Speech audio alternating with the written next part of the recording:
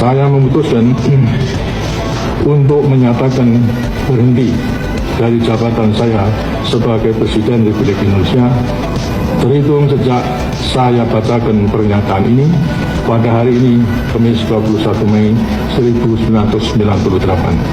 Saya akan melaksanakan kewajiban konstitusional saya, ialah mengucapkan sumpah sesuai dengan agama yang saya anut sebagai berikut.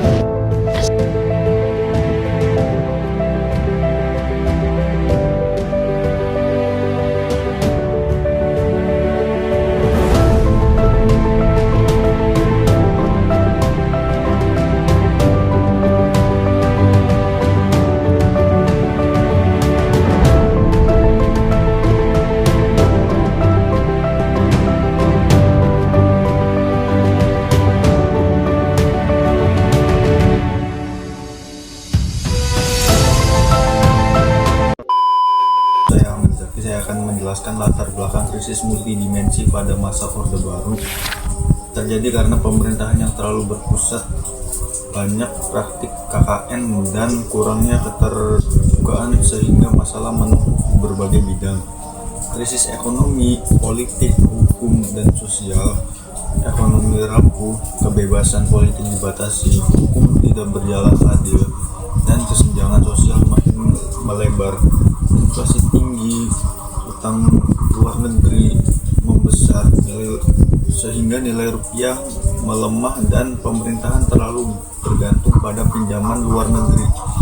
Kepercayaan internasional menurun, dunia internasional meragukan stabilitas dan transparansi pemerintahan Indonesia. Puncaknya krisis pada tahun 1997 dan 1998. Krisis Asia memperparah kondisi ekonomi Indonesia yang sudah melemah. Kemiskinan dan pengangguran meningkat, banyak perusahaan bangkrut sehingga masyarakat kehilangan pekerjaan. Reformasi ekonomi dilakukan untuk memperbaiki sistem ekonomi dan mencegah krisis serupa terulang. Kita mulai dari tahun 1998. Indonesia pada saat itu sedang berada di titik terendah akibat krisis moneter. Pada saat itu, nilai rupiah menurun drastis, bank bangkrut, dan bertambahnya pengangguran yang sangat meningkat. Disinilah peran B.J. Habibie sangat dipentingkan, karena fokus beliau bukan untuk pembangunan gedung, jalan, ataupun lainnya, tapi fokus beliau itu untuk memperbaiki perekonomian negara Indonesia pada saat itu. Pada saat itu juga, pemerintahan melakukan reformasi perbankan, menata ulang hutang negara, dan yang paling penting, Bank Indonesia dijadikannya lembaga independen. Artinya, kebijakan moneter itu sudah tidak bisa lagi digunakan di intervensi politik. Ini bisa jadi fondasi penting Indonesia perekonomiannya sampai sekarang. Setelah masa awal reformasi, Indonesia memasuki masa transisi pemerintahan yang dipimpin oleh Presiden Gus Dur, kemudian dilanjutkan oleh Presiden Megawati Soekarno Putri. Pada masa pemerintahan Gus Dur, pemerintah mulai menerapkan otonomi daerah. Artinya, daerah diberi kewenangan lebih besar untuk mengatur keuangan dan pembangunan wilayahnya sendiri, dengan tujuan memperkuat demokrasi dan pemerataan pembangunan. Namun, karena kondisi politik nasional saat itu belum stabil, pembangunan infrastruktur belum menjadi fokus utama. Pemerintah lebih memprioritaskan penataan sistem pemerintahan dan menjaga stabilitas negara.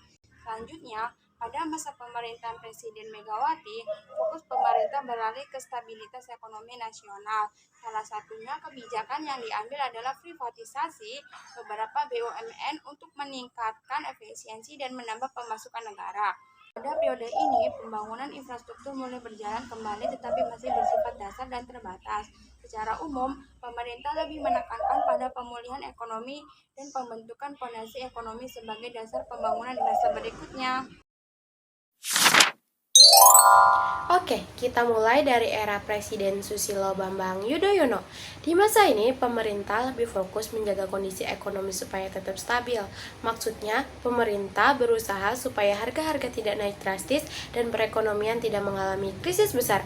Kemudian, pemerintah juga menjalankan program bantuan langsung kepada masyarakat, seperti bantuan uang tunai untuk keluarga kurang mampu dan program pemberdayaan masyarakat di desa-desa. Tujuannya supaya masyarakat yang ekonominya lemah tetap bisa memenuhi kebutuhan sehari-hari. Selain itu, Presiden SBY juga membuat rencana pembangunan jangka panjang agar pembangunan Indonesia lebih terarah dan tidak dilakukan secara asal-asalan. Di bidang infrastruktur, pemerintah sudah mulai membangun jalan tol, bandara, dan pelabuhan. Namun, banyak pembangunan yang berjalan cukup lambat karena proses administrasi dan birokrasi yang panjang. Jadi, bisa disimpulkan bahwa pada era Presiden SBY, kondisi ekonomi Indonesia relatif aman dan stabil, tetapi pembangunan infrastruktur belum berkembang dengan cepat. Nah, sekarang kita masuk ke era Presiden Joko Widodo periode pertama. Pada masa ini, pemerintah lebih menitik beratkan pada pembangunan infrastruktur secara besar-besaran. Tujuannya supaya aktivitas masyarakat dan perekonomian bisa berjalan lebih lancar. Dana yang sebelumnya digunakan untuk subsidi bahan bakar minyak, kemudian dialihkan untuk pembangunan. Uang tersebut digunakan untuk pembangunan jalan, bandara, pelabuhan, dan fasilitas umum lainnya. Selain itu, pemerintah juga mempermudah perizinan usaha, supaya para investor lebih mudah menanamkan modalnya di Indonesia. Dengan begitu, diharapkan lapangan pekerjaan bertambah dan perekonomian bisa berkembang lebih cepat.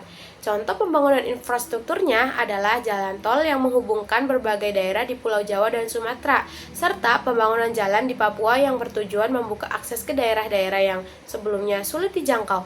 Jadi, dapat disimpulkan bahwa pada era Presiden Joko Widodo, pembangunan sangat terasa, terutama pada bidang transportasi dan infrastruktur, sehingga mobilitas masyarakat menjadi lebih mudah.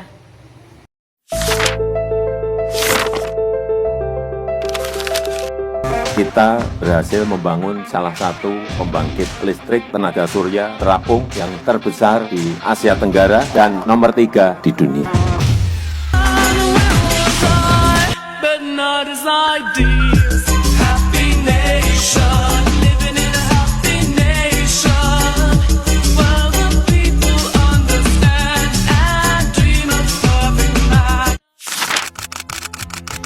Kondisi ekonomi masyarakat tidak sedang baik-baik saja. Tarif PPN naik dari 11% menjadi 12% mulai 1 Januari 2025. GPR menjadi sorotan dalam negosiasi dagang terbaru antara Indonesia dengan Amerika Serikat. Gelombang PHK karyawan menghantui sejumlah industri di tanah air.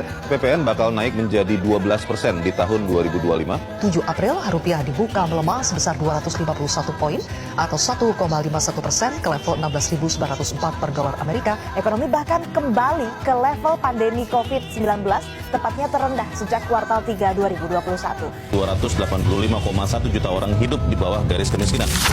Kesimpulannya adalah pada era reformasi kebijakan ekonomi tiap presiden dilakukan bertahap sesuai tantangan zamannya, mulai dari pemulihan krisis, reformasi struktural, stabilitas ekonomi, hingga pembangunan infrastruktur dan pemerataan. Secara umum, reformasi bertujuan mewujudkan ekonomi yang stabil, mandiri, dan mensejahterakan rakyat. Demikian presentasi dari kelompok kami. Semoga presentasi kami bisa menambah wawasan bagi kita semua. Dan mohon maaf jika ada kekurangan. Wassalamualaikum warahmatullahi